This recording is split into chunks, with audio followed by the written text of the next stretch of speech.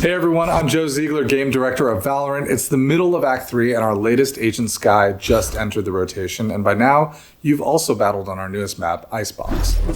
Even with all our teams still working from home, we've been updating VALORANT at an insane pace since launch, all to make sure the hours you put into VALORANT are worth it. This is why getting a fifth map to you earlier than expected was so important to us. Maybe it placed us off cadence, but we needed to meet your legitimate demands for more gameplay variety outside of just new agents. So the maps team and others busted their ass to get Icebox out nearly 3 months early. As a side benefit, we'll also get to see Icebox played by VALORANT pros during the first strike event in December. We've also heard and read your questions about our long-term plans for maps. I know we've previously said that we release a new map at the start of every episode, so you probably want to know what happens now that Icebox cut the line. I'm going to spend the next few minutes to answer most of your recent map questions, like our long-term goals for VALORANT maps, thoughts on the trade-off between map utility and map design, as well as how we want to get you more maps as soon as we can. I think everyone's biggest request has been, how do we get more maps? So I'm just going to start there and work backward.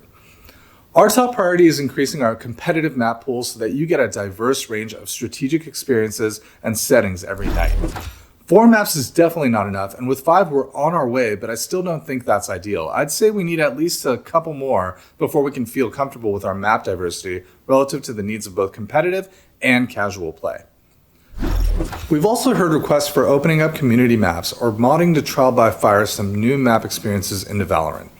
Believe me when I tell you we understand the incredible value of community-made maps.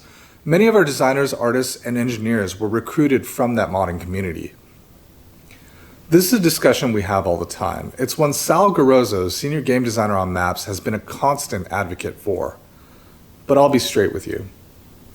Building a scalable community sharing platform and a set of map-making tools would take us years of development to get off the ground.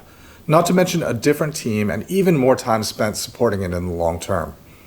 When we weighed that against other content we could make, with the team we already have, the choice was pretty clear to focus on content. We want each new map we introduce to be fully supported and integrated within the VALORANT ecosystem. A new map should feel grounded in the IP, and we need to have the ability to make balance changes or address exploits as we see them. Fine-tuning a map for competitive play is a long, complicated process. This is why we're investing all of our resources into what we know we can do, making maps. So let's talk about these new maps. What are our long-term goals? Our first goal is to make sure each map brings meaningful new changes that ask you to think about how you approach the space.